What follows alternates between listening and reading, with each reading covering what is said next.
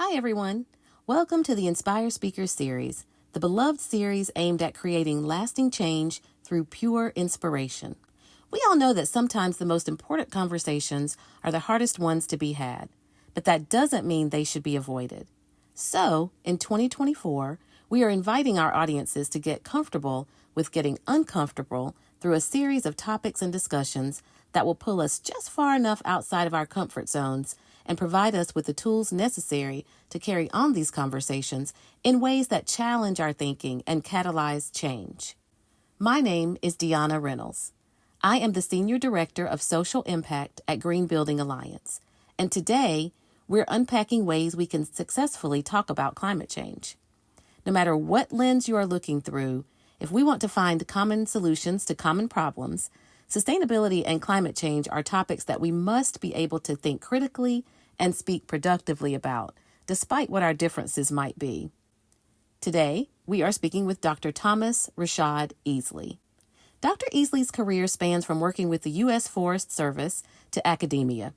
He also served as the inaugural Assistant Dean of Community and Inclusion at Yale University's School of the Environment. His current role is founder of Mind Heart Diversity Consulting. Let's welcome Dr. RaShad Easley. Hi, good afternoon, Dr. Easley. Good afternoon. How you doing today? I'm doing well. Thank you so much for your time today. I'm really excited about this conversation. And with that being said, we're going to just jump right into some questions. What interests you about climate change? Walk us through your journey and evolution of thought surrounding climate change. I'm more interested in people's belief of it and their response to it. I do think that it is real.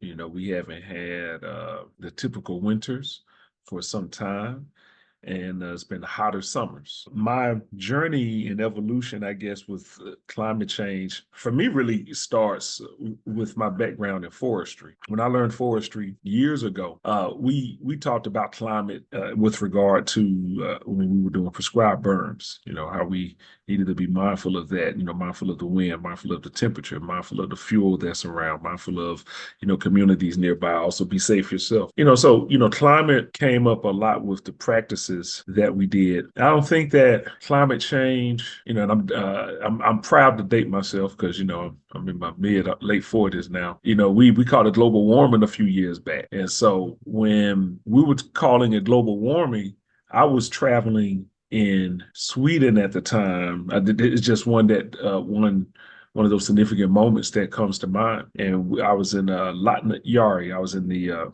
Arctic Circle. It's like one of the coldest places that I've ever been. And even there, I was the only Black person. That's another story. But we got to see glaciers. And at the time, I was injured.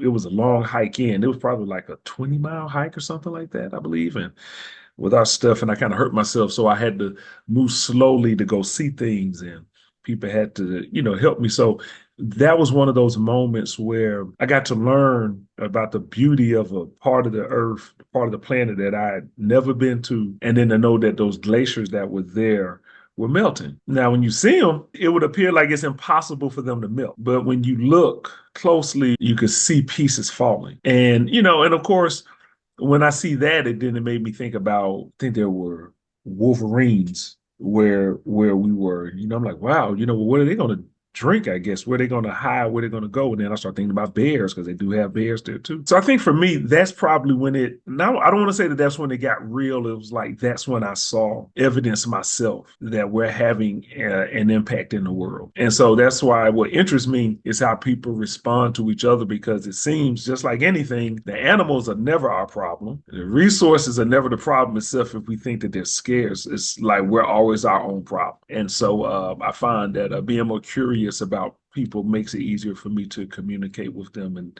so that's what interests me, not whether or not it's real or not. That's very interesting too, because you mentioned about how it's going to impact the environment, the animals, for instance. I mean, that's really a great example of the evolution of this change and how over time it is impacting the natural environment, it's impacting us. And thinking ahead, what are we going to do about resources? What are they going to do about resources? How do we engage that conversation too, because like you said, this is the first time you're seeing something like that. But in some other aspect, somebody may see something differently about air quality, about water quality, energy. I mean, everything. So it's where you are that you're seeing these changes, even if you're not aware of them per se in a direct way, but an indirect way. It's still impacting us, and it's ways that we're seeing, and we may not even put those two things together to make that make sense. But when you talk about climate change, first I'd like to know, who are your audiences, and just kind of talk a little bit about how receptive they are or are not when it comes to this climate evolution change conversation. Well, I'm usually in spaces or in rooms where climate change comes up. Mostly, I've been to a few places to present on it, but I'm mostly in places that talk about beautiful youth making hip hop music and working with wonderful nonprofits. And then one of those beautiful children will bring up climate change, and then it leads to a conversation, or their mentor or their guide brings it up, So that's usually how it comes up. So I'm saying that because I want people to know that most of the time when it comes up with me, it's never like in a challenging way, in the sense of like non-belief or disbelief, prove it to me type thing. It's mostly in audiences where people are either aware, very aware of it, somewhat aware of it, but not really running from it. So I say that my typical audiences are environmental leaders, and environmental leaders are everyone from CEOs of companies, to youth in communities who are creating things. It will be professors, academics, students, college students, sometimes high school students, people who work in conservation. Okay, definitely comes up a lot in conservation, and whether people know it or not, but folks who care about conservation are very, very keyed in on these issues around climate change. It comes up in music circles now. So, when me and the brothers are together, we talk about it because all of us are trying to grow our own food. And I'm like the guy in the crew, like lost a lot of weight and changed kind of like my life around and stuff. And so it comes up a lot. And we talk about how climate impacts that and the quality of our food in the future and the quality of our water. So it comes up in most of my circles. And I'll say this in church. It comes up in church communities too. Church folk like to do things outside, and when it's really hot and elders can't go outside, it's depressing because I lived in a time when all we were was outside, and then the young people, I want to call them kids, the young people, like they can't go outside. So I feel like it comes up in almost every one of the audiences that I'm connected to, including politically and family. I mean, I just think that's so interesting in the point that you made. I love that example about food, about changing kind of our habits and how the changes in the environment will compel us for different reasons to change our habits, whether it's weight or health conscious or just being physically fit or even mental. I mean, I think there's a big connection to obviously climate and evolution of climate change and us, and how that it's such a direct connection. And I love that you mentioned that about the kids bringing it up, because that's the future, and we need to know and hear and listen to what they're saying about maybe their concerns about it. What are they afraid of? What gives them fear, but what also gives them hope and inspiration? And how can we play a part as people that do this kind of work from a professional standpoint, but also live in our communities?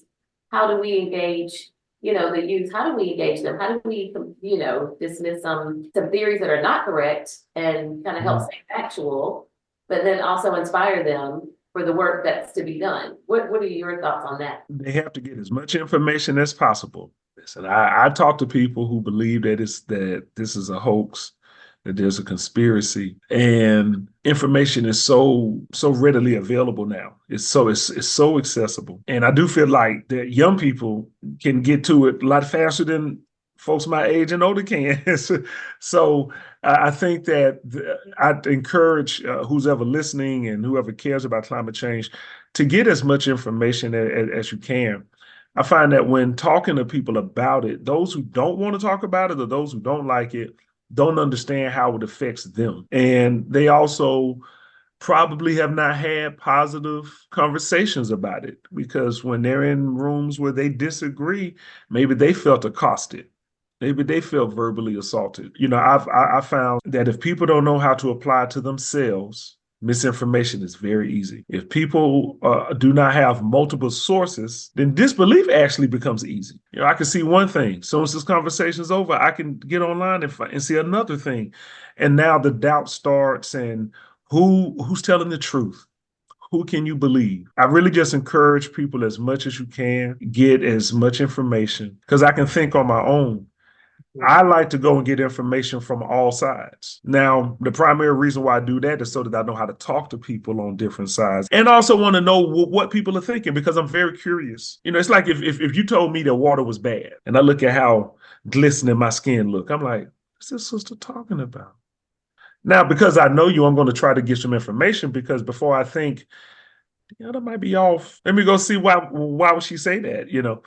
And some may be surprised the type of, one may call it propaganda, but sometimes you may be surprised some of the type of information that people get that really influences their lens. It influences their perspective sometimes, unfortunately. That's such a great point. Tell me if you can think of a time when you were having those conversations. And it is a hard conversation to have in certain circles and certain spaces for the reasons that you just mentioned. But tell me about a time that you saw it actually click for someone and they actually got it. I was in a lift going from the airport to home, I believe. Yeah, just flown back in from somewhere. So whenever I'm doing that, I'm usually tired and not really that much of a conversant in that time. Well, so on this day in particular, that I like somebody and I want to talk, I'm in the lift and there was a man. He asked me, where I was coming from, told him that I was just coming from a conference where I was there to talk about diversity, equity, and inclusion and things going on in the environment. And it was probably my 30th time where when I say that, someone has something to say. And I live in North Carolina. So in the South, a lot of times when you bring up DEI in certain places, you might get a response in addition to bringing up the environment. You may get a response. And so the guy immediately, without really knowing my position on stuff, just start sharing his. And that's what a lot of people, in my opinion, who are unaware do. Just like in that moment, I was unaware. He said, oh man, people are using that to try to get votes.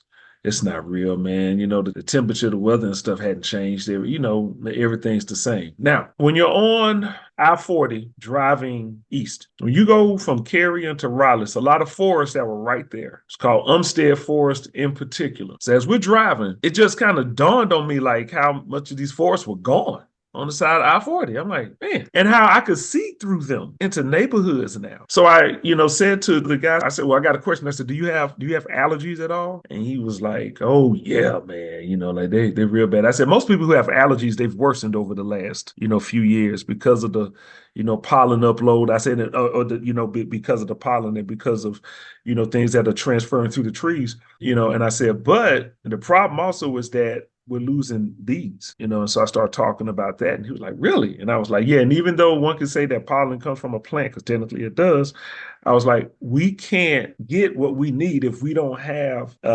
certain parts of our family tree doing what they need to do. Then after that, I was like, look through the forest real quick. And I was like, do you remember when you could see straight through it? This is in real time. He's looking, he's like driving and looking.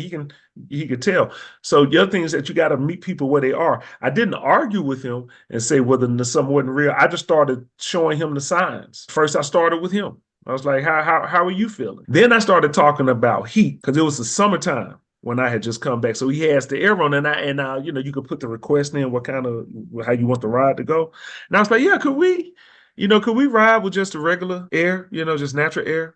And it was so humid outside. And I could tell he wanted to kind of resist, and I was like, well, see, this is what happens when you're not accustomed to the temperature. And when you're inside all the time and the AC is on you, you don't know how to deal with the actual heat. So now while he was driving me, I live on the southeast side of Raleigh. I was like, that this is about 8 to 10 degrees hotter over here than it is over there in Cary? They call that thermal heat. It wasn't an argument. It was a positive discussion, but I brought the good energy to it by, instead of going, you don't know, I was like, let me assume that he doesn't know, but not because he doesn't want to know. And let me just kind of give him some of the indicators that I see. With that, because that's one particular conversation, but with regard to conversations that you've had with youth? Because I know that you work a lot with youth development as well. What are they saying? And when have you seen it click for them? Or what have they taught? So I've worked with youth in a few programs before. And when you ask them before they studied it, where does their water come from? They're probably going to say a faucet. They're not going to say, watershed and be able to tell what actual watershed are they in and what bodies of water are near them and what does their sewage go into when talking to youth about it, one could say that maybe what they're learning is somewhat slanted. It depends on who you ask, but I believe that what they're learning about climate, I think, is kind of spot on. When talking about water, this group in particular that I used to work with, Neighborhood Ecology Corps, once the young people started learning where the water came from, they wanted to plant more trees because they understood flooding. And when I talk to youth about climate change, I love what they do with me is they don't just talk about the climate. They talk about it politically. They talk about it historically. Southeast Raleigh, a lot of redlining took place. That's why a lot of communities are victims to flooding. But with so much development, there's no roots that are connected to trees that are planted in soil to soak up the water. And with everything being so developed, there's no place for the water to go, and to saturate. It's on hard surfaces now, And so the young people understand that, they actually get it. And they're very well aware most of the time what they're up against. So they talk about how politicians need to make better decisions. But then they also talk about their own individual accountability and responsibility. And that's something that I notice in a lot of young people is that they're also aware of themselves and the impact that they're having. So that's why what I like about talking with young people is that they can speak about it in an intersectional way. So they understand their impact, they understand their effect, and then they also have ideas of how to solve it or what needs to be done. I love that. And that's what I was going to ask about, like the next steps. Like, what do they think about in terms of what do we do next? Do you find that a lot of them are interested in going into even careers? Yes. Sustainability careers or environmental careers? Yes, that's a great question because I was just telling someone we're working on some music down here in Raleigh and we're talking about the environment and working with young people. And I told them, I said, we're not going to have a hard time selling this. They said, why? I said, because we're talking to young people. I said, well, what does that have to do with it? And I was like, it's as if they're the only ones who believe and want to do something about it. And if you make art about it, they're going to pay attention to it. But as you get older, life kicks in, and you have other things that are taking your attention. I think that it is very important that we continue to cultivate our youth in this, but that we have to make sure that it stays a priority so that we'll do something because as they get older, and as I've learned in my life, different things take root, families, priorities, friends, everything, bills, money. And then what starts to happen is you start contributing to it in a way that you're unaware. Because one of my ideas or philosophies is that we're all complicit in what's happening to our climate. I think more adults and people who are not youth are more complicit than youth because, they don't live a life that's necessarily theirs. It's, they don't have agency in that regard. Some, but we as adults who have agency, we can make decisions on the things that we do. And some of us just don't realize that maybe the clothes that we wear, the food that we eat, the vehicles that we drive, how many times we cut our grass, how many times we put stuff on our lawn. Many of us may not even be aware how we're affecting the climate and how we're affecting, how many trips do we take? It's a number of things, but that is what I like about the young folk, those that I've encountered, that they also pay attention to their sandbox as well. And they're our teachers in so many ways. We kind of learn from each other. Yes, we're the adults and we lead and you want it to be in a positive direction. But you're right. I love that they can also teach us if we're listening to them because they have a whole different perspective, but they have yet lived as long to have the other impacts that will come in and factor into a bunch of decisions. If you could create a toolkit for folks to use to talk about climate change in a way that makes a difference, what things would you include in that and why? Well, you got to have multiple ways of talking about climate change. So I'm thinking more like a finite structure, okay, like a box, a circular something maybe or something like that. And in there, I would have solutions. One, that's something that we solve because when someone finds this toolkit, I want them to be able to find it and go, oh, I think we have have some actions that we can take or some moves that we can make. Then I would have 5 ways to define or to talk about climate change. And I would obviously start with global warming and then, of course, climate change. But then I would just start thinking about what are other cool, hip ways of talking about this that somehow makes it easy to talk about it. I would have imagery in there of different communities who are affected by climate change. And basically also saying, like, what do we mean when we say climate change? We're basically saying that planet's getting hotter. So show a picture or two of communities on the beach or on the shores that have had to come in, but then also show the resilience of people who have figured out how to continue to be there, even though, like they're dealing with hard things. Then I would have in there something that's like a play on words, something that you love, something that can hurt you, something about water, and just something about storms and how the storms are continuing to, happen more and how our effect on that was there. And so you see, I have a lot of illustrations. I have a couple of definitions. If it was electronic, maybe a couple videos. But the last thing that comes to me is my bias being that I'm in forestry. I would want to show kind of like the evolution of how we have harvested on the land. And like I said, I want it to be like a box where it's like when you, like everything I said, like when you open it up, you can see a photo and you can see the illustration, like, oh, wow. And just show how we have over harvested, over time, and how that has contributed to hotter temperatures, where the wildlife go. And so then that one, I'm trying to make it personal, but I'm also trying to make it real. Maybe I might have a way that people can hear a song when they open this, like, oh my goodness. And you say toolkit, it's like you have something to fix something or to do something about it. I want it to be something that people can see it, open it, and go, oh, I can solve this, or at least I want to try. I'm thinking as you're talking about it, I'm visualizing as you're talking about it. And I think that it would be great to have that and see that, especially after time has passed, and to see how far maybe we've come or not, or even, like you're saying, have some solutions in there that might help for future. But I do think that those are key components to that toolkit. If we could change something, like in terms of the language, in terms of the discussion around climate change, would we tweak the language, or would we think about tweaking the conversation so that we're communicating, so that it's either bringing people along or giving people more understanding? I know you talked about a little bit of that anyway. How do we make that sort of universal? I know that's difficult. It's not that it's impossible. It's right. that there are multiple realities going on, but it's really just one reality. But the problem is that perception is reality for everyone. So the only thing that matters to most people is what they're experiencing, usually.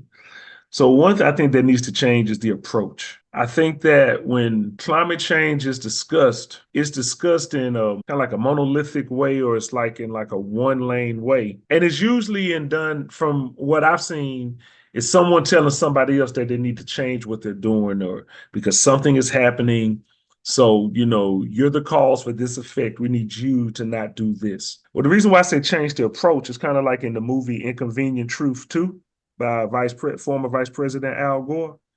And he went to, I forgot what part of India, but he went somewhere in India. This is in the film. And he's telling them about how they need to stop some of what they're doing because of rising temperatures. And I really appreciate, even though some would say we don't have time for this, I really appreciate the guy's rebuttal to Vice President Gore, because he was like, you all have been over there in the United States doing what you've been doing. But it had to do with development and like industrialization, something like that. He was like, and now that we're doing it and things are changing, you come over here. He said, you have the audacity to come over here and try to tell us what we need to do. For some people, that's what the conversation around climate change is someone telling them what they need or what they should do. But whoever is telling them has no relation to them. They don't even live where we live.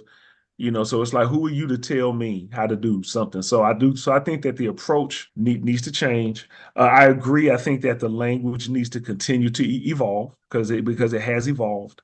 And I think that it needs to continue, but that evolution should center around relevancy of what people are going through, so that they can communicate and come up with solutions and how they talk to each other. Then that brings up the discussion. When I'm talking a lot of times to white audiences and white people, Most times it's never about the disbelief of climate change. Like it's all believers in the room. There's this feeling of sadness for people who are disproportionately affected, but there's no real accountability to their being complicit. And I'm not saying making this a racist thing. This is a human living thing. It's like a lot of times there's an unawareness of how sometimes people come across and what they do. In the other communities, and I apologize to anyone for kind of setting up that quick bifurcation like that, whitening this, right? Like everybody else. But no, because it's multiple colors. So I understand that, we're more than race. Race is not biologically real, but socially it is. So I'm gonna stick on my lane. I'm gonna keep bowling. But then other people who deal with it, they come to the discussion primarily from, especially if they're aware, knowing that they've been unjustly impacted by something that's been happening around them, like a factory's there or a development just, went up, a refinery was built. And so now my resources are negatively impacted. So when they come to it, they're coming to it from a point of survival and respect me. What are you doing? Well, other people are coming to it from a woe is you, you see. And so I think that another thing that needs to happen is we need to really have a real conversation about the realities of how this is affecting us. Now, this is where what I'm about to say is cliche, because everyone says this. We need to listen to each other and hear each other out. And I do think that we need to do that. But the reason why it's cliche is because that's the answer to all human issues, communication. Even when people don't like each other, if they can sit and talk, they can walk away probably loyal to some part of this person because I got respect for you now because we've actually talked. And I just think that people who are on the environmental side and on the climate change side, some of us, we need to realize that we're on the same side. But the other thing that needs to happen is there needs to be a full, comprehensive way of how we're the cause of it, but then also how climate change affects us. So that's why I mentioned politics earlier. I didn't mention, but how does it affect women? Climate change affecting, the mothers of our households, especially the single parent households. How is climate change affecting them? And so I just think that we really need to be talking about how we contribute to it instead of talking about what another community needs to do. And we need to listen to each other and see how we're being negatively impacted by this and see if we can offer solutions to each other instead of just thinking that, oh, because I'm from over here, I know, and because you're not, you don't. Well, that's not necessarily true, but because you're not from here, don't come in here trying to tell me how to do and live when you don't know what I'm up against. So that's what I mean. I think that's and that's why I say all of the above. I appreciate it because we want to have these kinds of conversations because we need understanding for multiple reasons, for multiple groups. And this is a conversation that I feel like will provide some insight, maybe where there wasn't, maybe perspective that you mentioned being reality to some people, and maybe hearing a different perspective might maybe spark some other questions, some other collaborations, even some other solution, driven discussions too. And it's hard to talk about, climate change. That's why the series is how to have these uncomfortable conversations because they're not always. And I think, you've made some great points. And I do want to ask too, because we talk about, you're talking as an educator, as a forester, as an artist, coming from so many different angles. When we talk about it, you've got your audiences, then you've got groups, and then individually, because it can seem daunting and overwhelming as an individual person to think about, well, what can I do about climate change? I'm one person. So what is just a takeaway that you can maybe share about that? Like, what can you do? What can I do? I think where we're coming from our individual spaces and places is going to dictate that response. Yep. Because you're right about regional issues and impacts and national and international and so forth.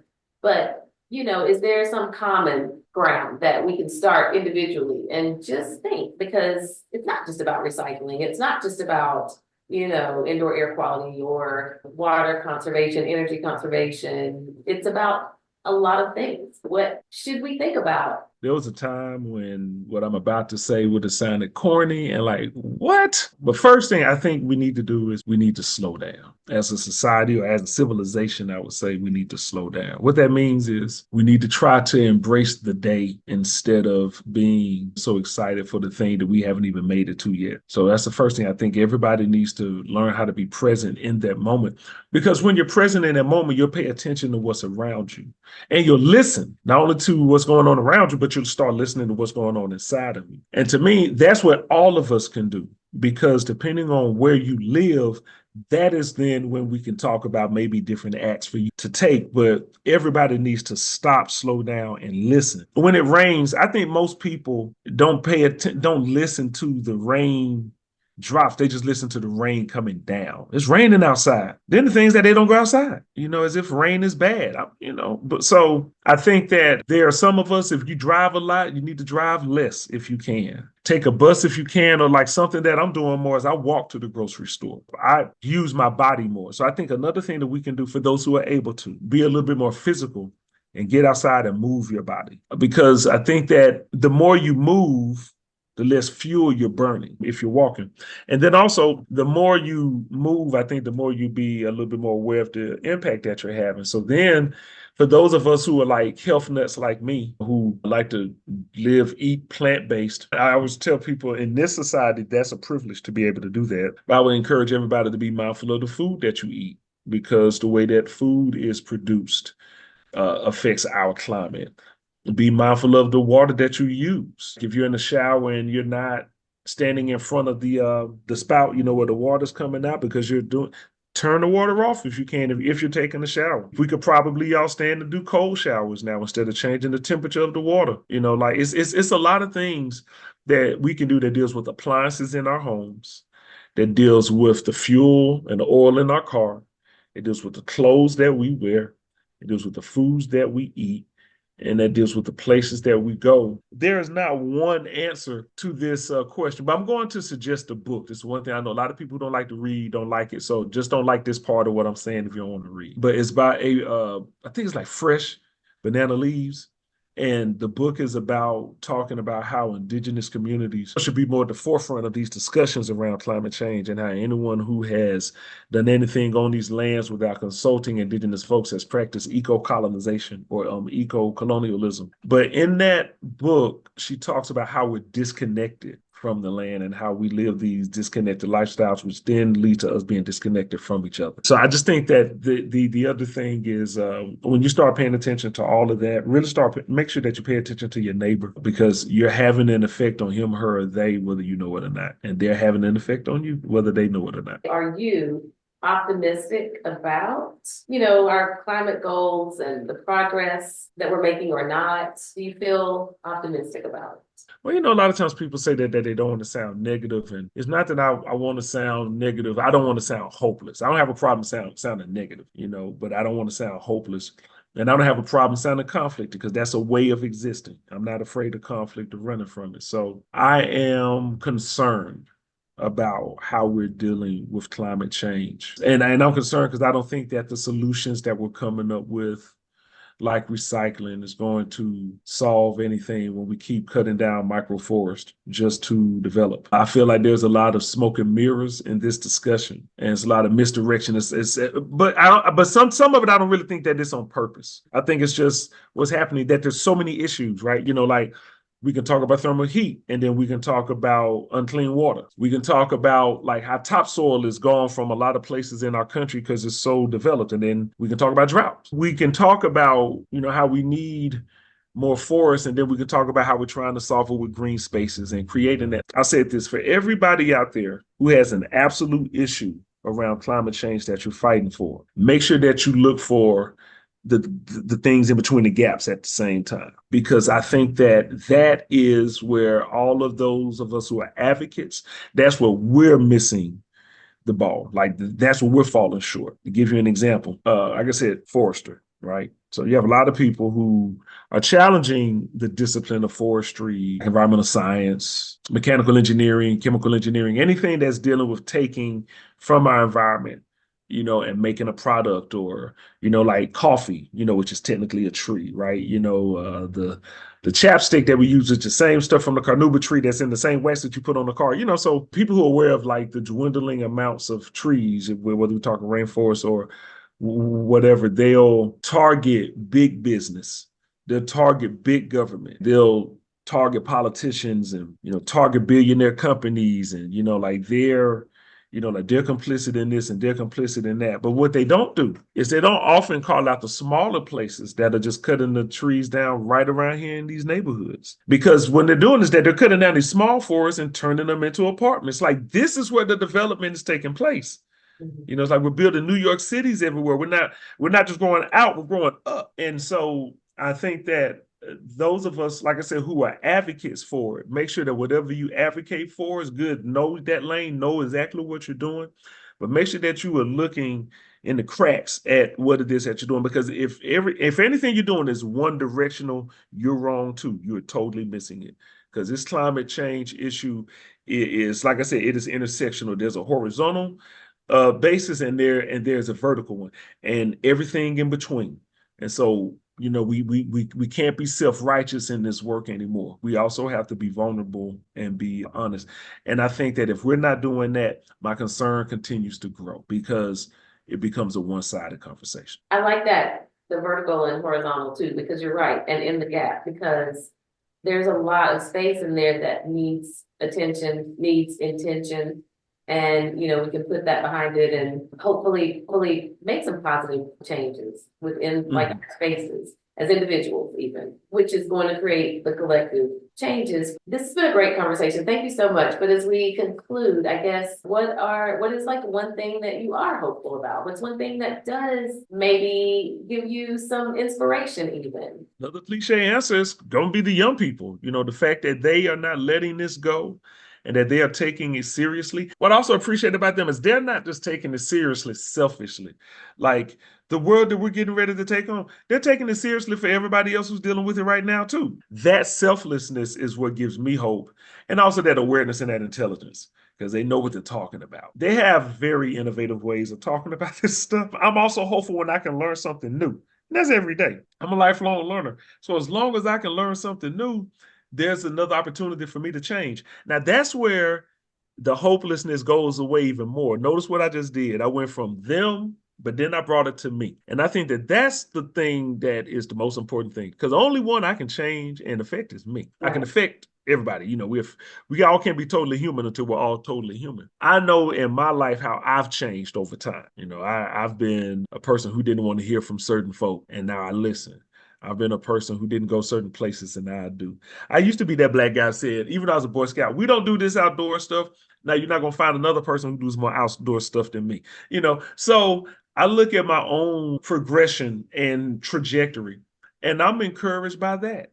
And I'm like, if I can change how my body looks, if I can change how my perspective is, if I can overcome mental health challenges, if I can overcome emotional challenges, if I can overcome abuse, then I think that we as a civilization, we can save our planet. The truth is, it starts by saving each other. And that's really where my hope comes from, because I believe we can do that. I believe that if we save each other, then we'll save the planet. That is fascinating. I like that thought too about, saving each other. I mean, thinking about how when we solve certain issues, primarily concentrating in certain areas, certain groups, whatever that looks like, you do see that trickle up. You see that move up, and you see that change.